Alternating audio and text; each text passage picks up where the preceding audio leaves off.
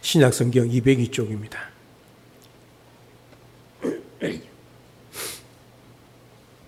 사도행전 8장 33절에서 40절입니다.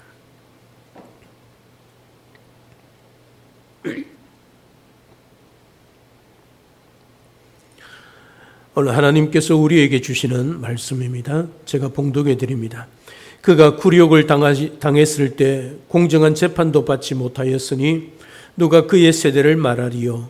그의 생명이 땅에서 빼앗김이로다 하였거늘 그 내시가 빌립에게 말하되 청컨대 내가 묻노니 선지자가 이 말한 것이 누구를 가리킴이냐?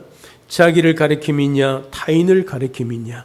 빌립이 입을 열어 이 글에서 시작하여 예수를 가르쳐 복음을 전하니 길 가다가 물 있는 곳에 이르러 그 내시가 말하되 보라 물이 있으니 내가 세례를 받음에 무슨 그리낌이 있느냐? 이에 명하여 수레를 멈추고 빌립과 내시가 둘 다 물에 내려가 빌립이 세례를 베풀고 둘이 물에서 올라올새 주의 영이 빌립을 이끌어 간지라. 내시는 기쁘게 길을 가므로 그를 다시 보지 못하니라. 빌립은 아소도에 나타나 여러 성을 지나 다니며 복음을 전하고 가이사랴에 이르니라. 아멘. 오늘 말씀을 통해 우리는 항상 복음을 전하는 삶을 살아가야 할 것입니다. 항상 복음을 전하는 삶은 십자가를 통해 복음의 사람이 어떤 삶을 살아가야 하는가를 보여주는 삶입니다. 그리고 정확한 복음이 준비되어져 있는 삶입니다. 세례받는 영혼이 우리를 통하여 계속 생겨나는 삶입니다. 계속 어디로 가나 복음을 전하는 삶이 항상 복음을 전하는 삶의 요약이라 말씀할 수 있습니다.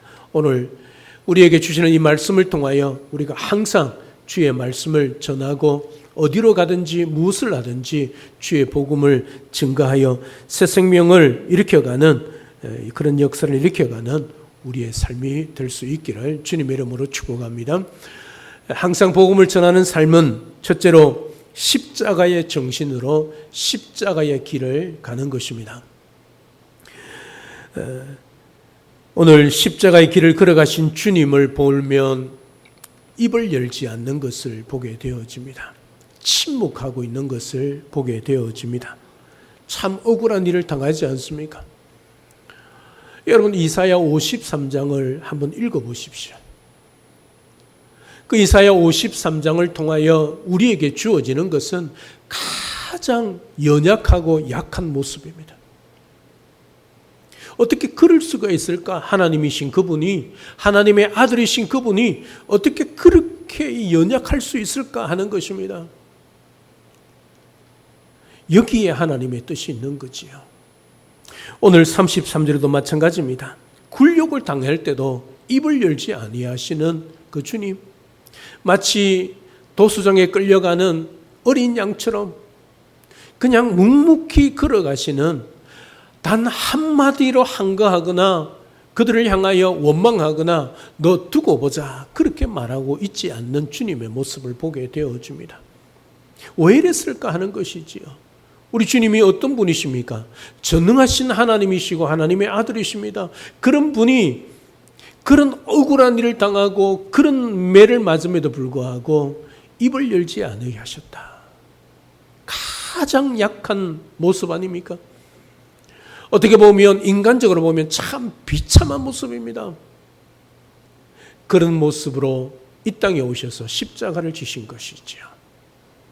그래서 이 주님을 말씀을 해서 약함 가운데 거둔 승리라 그렇게 말을 합니다. 만약에 주님이 하나님으로서 천하를 호령하면서 십자가를 지었다면 누가 그 십자가 앞에 나아갈 수 있겠습니까? 누가 그 십자가를 믿을 수 있겠습니까? 우리 같이 연약하고 세상에 내어올 만한 것고 우리 이름 석자를 알아주는 사람이 없는 우리의 삶인데, 이런 연약한 우리가 그 강력한 하나님이, 예수님이 이 땅에 오시 십자가를 지셨다면 우리가 어떻게 그 십자가 앞에 나아갈 수 있었겠냐는 말이죠. 우리 주님이 그렇게 약하고 그렇게 비참하게 십자가를 지신 이유는 저와 여러분들 때문이죠. 우리의 연약함을 친히 담당하시기 위하여, 우리의 굴욕과 우리의 아픔과 우리의 눈물과 또 우리의 못남과 우리의 실패를 주님이 다 받아들이시기 위하여 묵묵히 십자가의 길을 걸어갔다는 것이지요. 주님, 죄 없습니다. 주님, 아무런 거리낌이 없습니다. 그런 분이신 주님이 십자가를 지시 않습니까? 누구 때문입니까? 주님 때문입니까? 아니지요. 저와 여러분들 때문입니다. 오늘도 주님이 그 십자가의 길을 걸어가면서 묵묵히 걸어가셨다는 것. 억울한 일을 당했습니다. 억울한 누명을 썼습니다. 억울한 매를 맞고 있습니다. 다 빼앗깁니다. 심지어 죽임까지 당합니다. 그럼에도 불구하고 우리 주님, 아프다, 억울하다, 변명하지 않으셨습니다. 단 두 가지 목적이지요. 하나님 아버지께서 보내신 그 목적, 그 뜻을 이루기 위하여, 저와 여러분들을 구원하시기 위하여 주님이 그 십자가의 길을 걸어가셨다는 사실이지요. 사랑 여러분, 주님이 이런 십자가를 길을 걸어가시고 이런 십자가를 지셨습니다. 저와 여러분들은 우리 주님을 따르는 자들입니다. 나를 믿고 내 힘으로 사는 자들이 아니라 예수 그리스도를 믿고 예수 그리스도를 따라가는 자들입니다. 그러면 우리도 주님처럼 살아가야지요. 때로는 억울한 일을 당하고 때로는 누명을 쓰기도 하고 때로는 억울한 매를 맞는다 할지라도 그게 복음 때문이라면, 예수 믿는 것 때문이라면 우리는 침묵하고 그 길을 가야 한다는 사실이죠. 억울하다, 내 누명 썼다, 너 두고 보자, 원망 불평하지 아니하고 주님처럼 묵묵히 십자가의 길을 걸어가는 것이죠. 그러면 세상은 우리를 더 능멸하고 우리를 더 손가락질하고 침뱉을 수 있습니다. 그러나 그 순간에 우리 주님이, 십자가를 친히 지신 주님이 우리를 기억하고 계신다는 사실이죠. 여러분, 약한 가운데 거둔 승리 아닙니까? 우리 주님이 어디까지 약해지셨습니까? 죽기까지, 무덤에 내려가기까지. 그런 주님을 우리 하나님 아버지께서 어디까지 높이셨습니까? 하늘 보좌 옆까지 높이셨습니다. 누가 높이셨습니까? 주님 스스로 승귀 높아지지 않으셨습니다. 우리 하나님 아버지께서 높이신 것이지요. 우리가 주님의 길을, 십자가의 길을 묵묵히 걸어가면 하나님은 우리를 기억하시고 마침내 우리에게 세상과 비교할 수 없는, 세상이 줄 수도 없는 승리를 우리에게 주신다는 것이요, 이게 십자가 정신이고 이게 십자가의 길입니다. 이 땅을 살아가면서 사람들로 인하여 관계 속에서 억울하다, 그것 때문에 우리가 하나님 앞에 원망하고 불평할 일도 있을 것입니다. 그럴 때에 주님을 기억하십시오. 주님은 십자가의 길을 묵묵히 걸어가셨다는 사실, 그 주님의 십자가를 통하여 오늘 세상이 우리를 통하여 감동을 받게 되는 것이죠. 세상 사람들과 똑같이 하지 아니하는 우리의 삶을 통하여 세상 사람들이 예수 믿는 사람은 그들과 다르다는 것을 인정하게 된다는 사실이죠. 이게 예수 믿는 사람 아니겠습니까? 이게 구별 아니겠습니까? 이것이 바로 거룩의 삶입니다. 거룩은 구별입니다. 세상과 다르다는 것을 보여주는 것이 거룩의 삶입니다. 세상은 억울하면, 억울한 누명을 쓰면, 또 매를 맞으면 버티고 욕하고 때로는 빼앗으려고 하지만 우리는 그리하지 않는다는 사실이죠. 이게 십자가의 정신이고 십자가의 길이고 우리 주님이 걸어가신 길입니다. 오늘도 예수 믿는 우리 모두가 십자가의 정신으로 십자가의 길을 걸어가는, 때로는 이 세상에 누명을 쓴다 할지라도 복음 때문이라면, 저 한 사람을 구원하기를 원한다면 그냥 당하고 손해보고 또는 손가락질 당하고 때로는 뺨을 맞고, 그럴 때에 그들이 예수 그리스도를 만나고 그들이 예수 그리스도를 통하여 주님 앞에 돌아올 수 있는 것이지요. 이게 십자가의 삶입니다. 사람에게 선한 영향력을 미치며 그 사람을 통하여 예수 그리스도를 증거하기 위하여 그런 믿음으로 살아가는 삶, 우리가 주님을 따르는 삶입니다. 오늘도 우리 주님처럼 그런 십자가의 정신으로 십자가의 길을 잘 걸어가서 세상 사람들을 감동시키고 그들을 주님 품으로 인도할 수 있는 그런 우리 모든 성도님들 되시기를 우리 주님의 이름으로 축복합니다. 두 번째는 항상 복음을 전한 삶은 정확한 복음이 준비되어져 있는 삶입니다. 오늘 34절에 보면 그 내시가 빌립에게 말하되 청컨대 내가 묻노니 선지자가 이 말한 것이 누구를 가리킴이냐, 자기를 가리킴이냐, 타인을 가리킴이냐. 여러분, 이게 누구를 가리킨다는 것은 저와 여러분들은 다 알고 있습니다. 누구지요? 예수 그리스도입니다. 그러나 내시는 아직까지 성령을 받지 않고 예수를 믿지 않았기 때문에 이 사람이 누군지를 모르고 있는 거지요. 그래서 묻고 있는 것입니다. 그때 35절에 빌립이 입을 열어 이 글에서 시작하여 예수를 가르쳐 복음을 전했다 기록하고 있습니다. 빌립이 입을 열어 이 글에서, 이 글은 뭡니까? 예수님이 십자가의 길을 묵묵히 걸어가는 이사야 53장 그 글을 시작하여서 그 분이 누구냐? 바로 예수 그리스도 메시아라는 것을 빌립이 복음을 전하고 있는 것을 보게 되어집니다. 빌립이 이 말씀을 잘 알았기 때문에 조금도 주저하지 않고 이 말씀으로 예수님을 가르쳐 복음을 전할 수 있었다는 것이죠. 우리가 참된 복음 전도자가 되려면 말씀을 잘 알고 있어야 합니다. 성경을 많이 읽고 많이 배우고 알고 있는 사람이 될 때에 정확한 복음을 전할 수 있게 되는 것이지요. 사랑 여러분, 우리가 이 땅에 살아가면서 길에 쓰러져 죽어가는 사람이 있을 때 어떻게 합니까? 급하게 119 신고하거나 아니면 그 사람을 병원으로 옮기지 않겠습니까? 왜요? 그 사람이 죽어가고 있기 때문이죠. 그 한 사람을 살리기 위해서 우리가 최선의 삶을 다하지 않겠습니까? 여러분, 한 영혼이 예수를 믿지 않으면 그 영혼은 죽은 영혼입니다.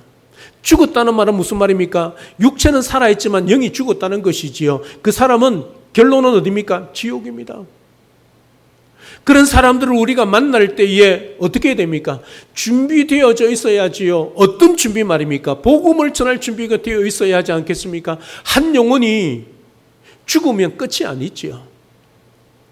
영원한 내세가 있지 않습니까? 그 내세는 죽어서 결정되는 게 아니고 죽어서 선택할 수 있는 길이 아니지요. 오늘 살아있을 이때에 우리가 선택해야만이 우리의 영혼의 세상을 결정지어지는 것이지요. 만약에 여러분들 예수 믿지 않는 한 영혼이 이 땅에 살아가고 있다면 그 영혼을 그냥 두지 마십시오. 그 영혼은 이미 죽은 영혼입니다. 결론이 뻔한 영혼입니다. 어디입니까? 지옥입니다. 그런 한 영혼을 살리기 위하여 우리는 복음을 준비하고 언제든지 그들에게 복음을 전할 수 있는 그런 사람이 되어야 한다는 것이지요. 그들에게 이 세상의 유일한 소망은 우리 주 예수 그리스도밖에 없다는 것을 그들에게 보여주며 전할 수 있는 그 말씀 말입니다.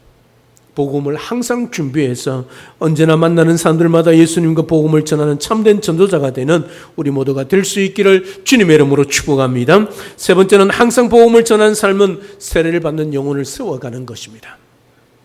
오늘 36절 이하에 보면 길 가다가 물이 있는 곳에 이르러 그 내시가 말하되 보라 물이 있으니 내가 세례를 받음에 무슨 그리낌이 있느냐 그렇게 말합니다. 요즘은 장로님이나 집사님이 세례를 베풀지 않습니다. 목사가 세례를 베풉니다. 그러나 그 당시 빌립은 집사였지만 기름 부음 받음으로 세움 받았기 때문에 사도와 같은 권위를 가진 집사였기 때문에 빌립이 세례를 베풀고 있는 것을 보게 되어집니다. 여러분, 세례는 무엇입니까? 예수 그리스도와 함께 죽고 예수 그리스도와 함께 산다는 의미가 세례지요.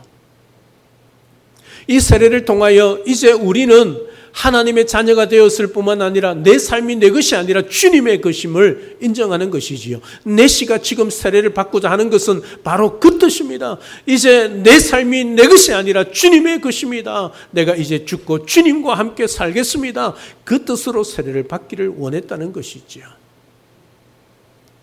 그래서 세례를 받습니다. 오늘 본문에 보면 세례를 받는 것을 보게 되어집니다. 세례를 받으면 어떻게 되나요?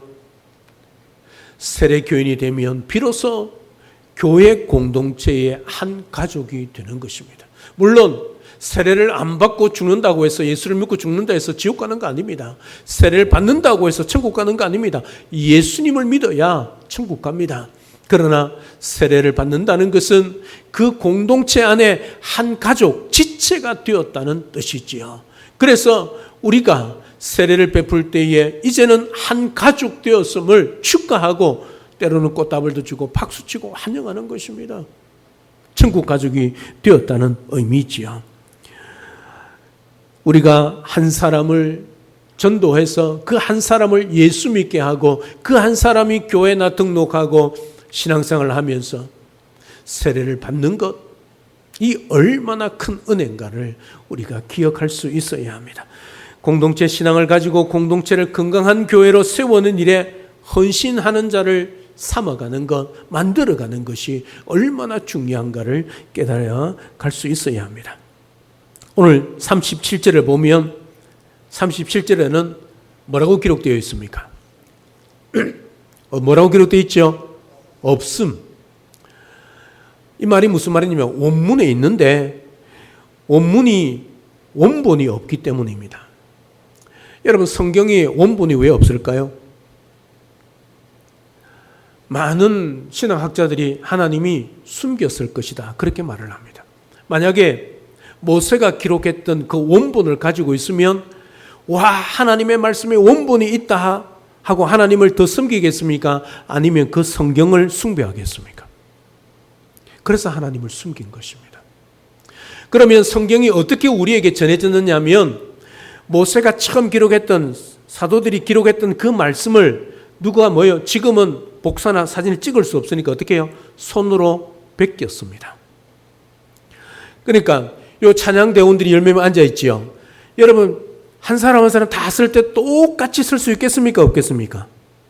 어떤 사람은 창세기 1장 쓰다가 한자 틀릴 수도 있고, 어떤 사람은 한참 쓰내려가 다른 곳에 틀릴 수 있잖아요. 그러니까 사본들이 많이 생긴 것입니다. 그런데 원본이 보관되는 것이 없으니까 그 원본의 37절 그 말씀이 지워졌거나 아니면 떨어졌거나 없었기 때문에 그래서 없음이라고 기록하고 있는 것이죠. 실제로는 원본에는 있습니다. 원문에는 있지요. 있는데 사본에 없다는 것, 그래서 없음으로 기록하고 있습니다. 그러나 이 말씀에 한 사람만 뺏긴 것이 아니기 때문에 여러 사본이 있기 때문에 여러 사본에 근거해서 보면 이런 말씀이 기록되어져 있습니다. 37절 우리 성경에는 없다 되어 있지만 빌립이 이르되 내가 마음을 온전히 하여 믿으면 가하니라. 대답하여 이르되 내가 예수 그리스도께서 하나님의 아들인 줄 믿노라. 여러분 잘 들어보십시오. 빌립이 이리 묻습니다. 네가 마음을 온전히 하여 믿으면 가하다, 믿으면 된다, 그렇게 말을 합니다. 그때 내시가 이렇게 대답합니다. 내가 예수 그리스도께서 하나님 아들이신 줄 믿노라. 여러분 이게 뭐같이 보입니까? 세례문답. 초대교회 세례문답. 여러분 이것이 초대교회 세례문답의 형식이었습니다.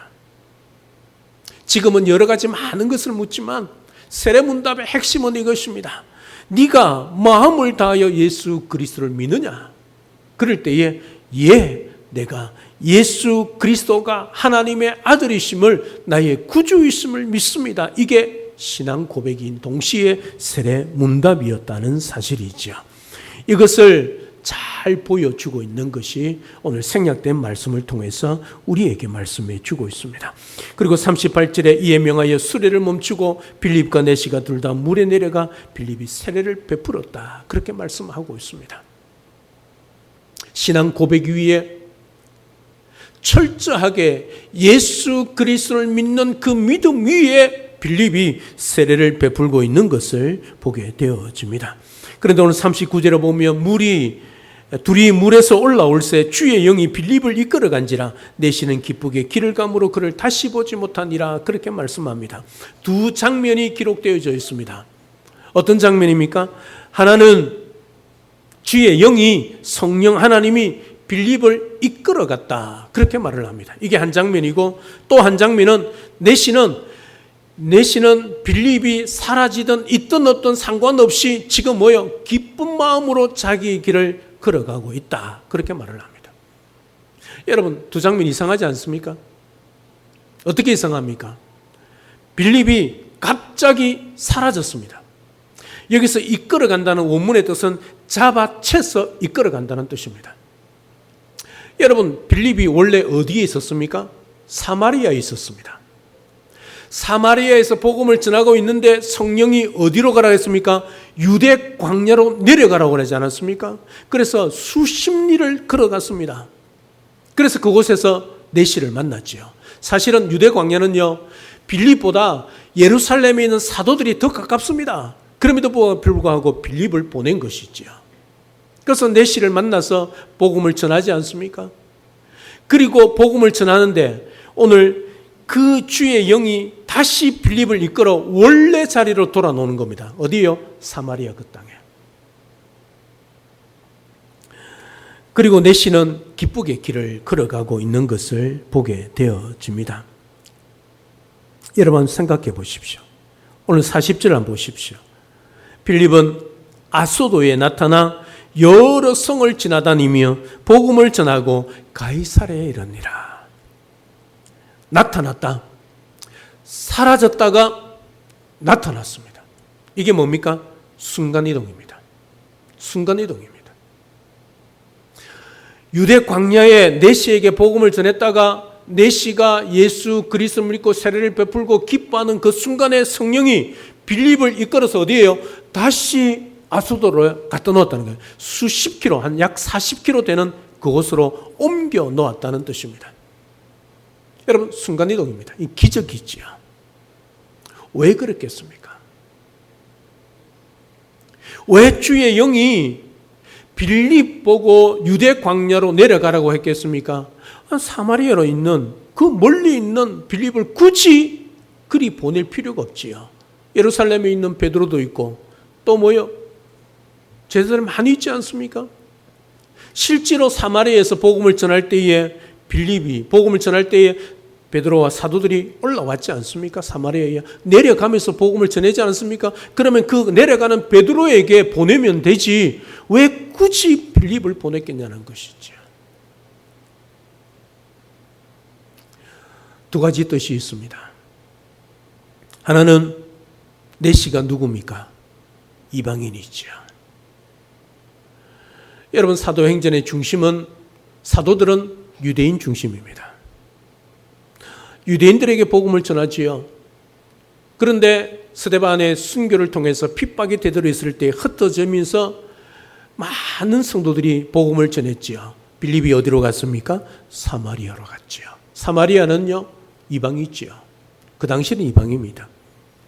그러니까 유대 땅의 중심에 유대인들에게 복음을 전하는 사도들이 아니라 이방인에게 복음을 전하고 있는 빌립을 어디로? 이방 내시에게 보내서 이방인에게 복음을 전하게 했다는 뜻이죠. 이게 무슨 의미가 있느냐? 아무나 복음 전하면 되지, 그렇게 말할 수 있겠지요. 그러나 사도행전은 1장 8절의 핵심입니다. 여기 있지 않습니까? 성령이 너희에게 임하시면 너희가 권능을 받고 예루살렘과 온 유대, 여기는 누구죠? 사도들이 하는 겁니다. 그 다음에 뭐예요? 사마리아, 땅끝. 여기는 뭡니까? 이제 빌립뿐만 아니라 사도행전 9장에 가면 누가요? 사울, 바울이 이 사명을 감당해야 하기 때문이지요. 그래서 성령이 거기로 보내고, 그러니까 그 멀리 떨어져 있는 유대 광야에서 다시 또 원래 자리 빌립이 복음을 전하는 이방 땅으로, 사마리아 땅으로 다시 오르니까 얼마나 힘들겠습니까? 그렇지 않습니까? 체력적으로 완전히 피곤한 상태에 있기 때문에 성령이 이끌어서 순간 이동을 시켜 놓으신 것이죠.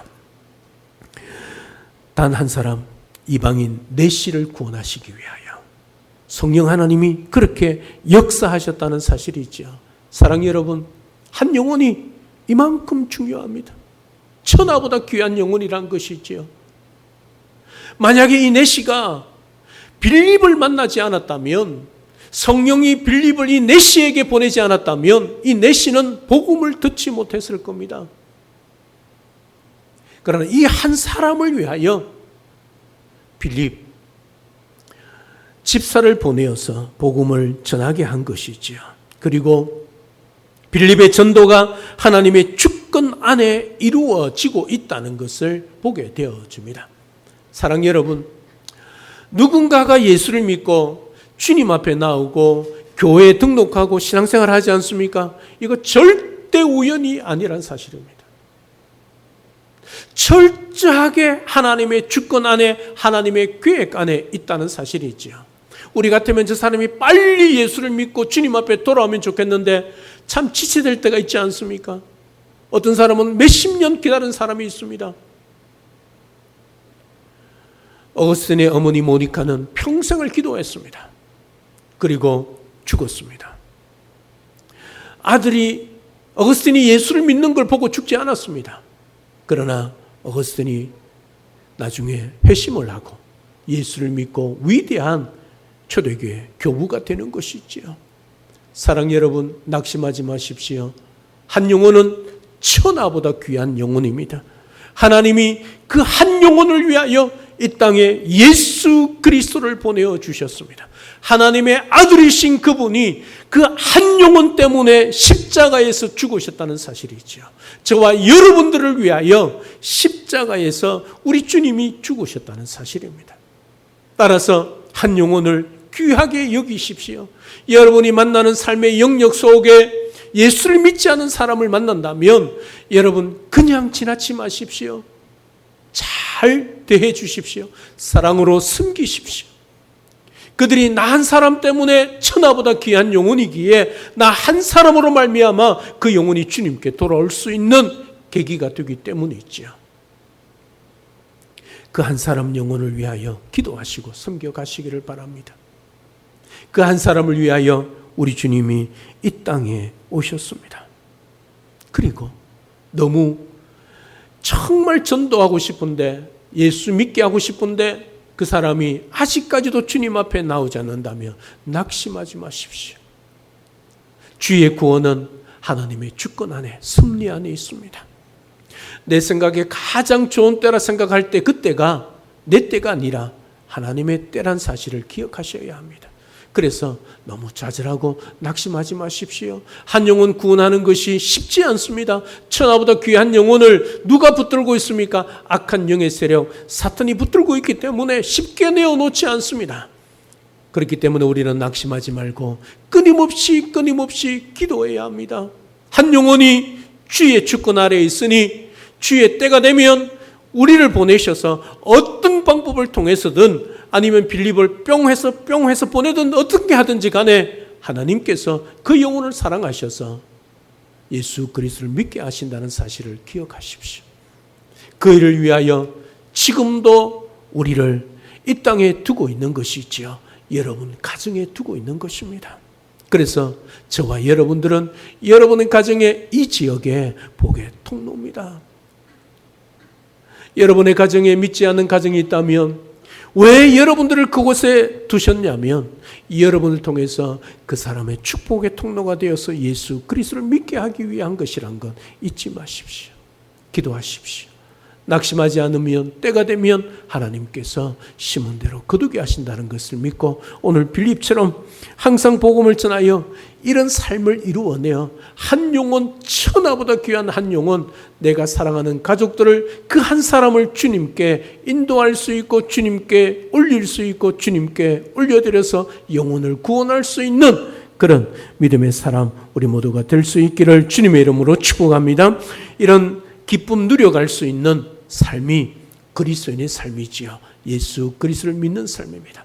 기억하시고 하나님의 때에 주권적으로 역사하실 때 하나님께서 인도하시고 역사하심을 믿고 항상 복음을 전할 준비가 되었고 십자가의 길, 십자가의 정신을 따라서 주님 앞에 나아갈 수 있는, 그래서 한 영혼을 세워서 그 한 영혼이 주님 앞에 나와 세례를 받고 주님의 몸된 교회의 공동체의 한 가족으로 삼아가는 그런 우리 모두가 될 수 있기를 주님의 이름으로 축복합니다. 복음의 열정을 가지고 생명의 복음을 전한 삶을 통하여 그 한 영혼을, 천하보다 귀한 한 영혼을 주님께 인도할 수 있는, 항상 복음을 전하는 삶을 살아가는 우리 모든 성도님들 다 될 수 있기를 우리 주 예수 그리스도 이름으로 축복합니다. 할렐루야. 살아계신 하나님, 은혜와 사랑을 진심으로 감사를 드립니다. 오늘 빌립이 내시를 통하여 항상 복음을 전하는 삶을 보게 되어집니다. 십자가의 정신, 십자가의 길을, 삶을 보여주는, 또 정확한 복음을 전할 준비를 하고 세례를 받을 때까지 최선을 다해 숨기며 복음의 열정으로 또 생명의 복음을 땅끝까지 다니면서 생명 다하는 그날까지 전하는 삶을 살아가는 빌립을 통하여 우리도 그런 삶을 살아갈 수 있도록 항상 주의 복음을 증거하여 천하보다 귀한 한 영혼, 하나님의 주권 아래 주님 안의 때에 승리 가운데, 교회 가운데 주님 앞에 나올 수 있는 그 은혜와 역사, 그 기쁨을 우리 모두가 누려갈 수 있도록 축복하여 주시옵소서. 예수님의 이름으로 기도드리옵나이다. 아멘.